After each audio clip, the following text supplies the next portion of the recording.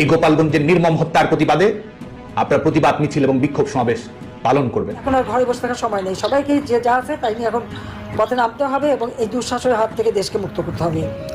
সম্মানিত দর্শক মণ্ডলী, এবার ভাইরাল হলো গোপালগঞ্জে আক্রমণ করা প্রধানমন্ত্রী শেখ হাসিনা এবং তার ছাত্রলীগ সভাপতি সাদ্দাম হোসেনের ভাইরাল ভিডিও। সেখানে দেখা যাচ্ছে যে প্রধানমন্ত্রী শেখ হাসিনা বলছেন, এখন আর বসে থাকার সময় নেই, তোমরা সবাই মিলে নেমে ওদেরকে আক্রমণ করো। এই সময় আরও বলা হয় যে গোপালগঞ্জের যে সাধারণ সম্পাদক এবং ছাত্রলীগ সভাপতি আছেন তাদেরকেও আক্রমণ করার জন্য বলা হয় এবং সাদ্দাম হোসেন তাদেরকে গোপালগঞ্জের নেতাদেরকে আরও বলেন যে তোমরা যাদেরকেই পাবে তাদেরকেই শেষ করে দেবে, কেননা এটা আমাদের প্রধানমন্ত্রীর নির্দেশ। এই জন্য আওয়ামী লীগের নেতারা গোপালগঞ্জে নাহিদ আসিফদের উপরে হামলা করে। আপনারা এই হামলাটিকে কিভাবে দেখছেন?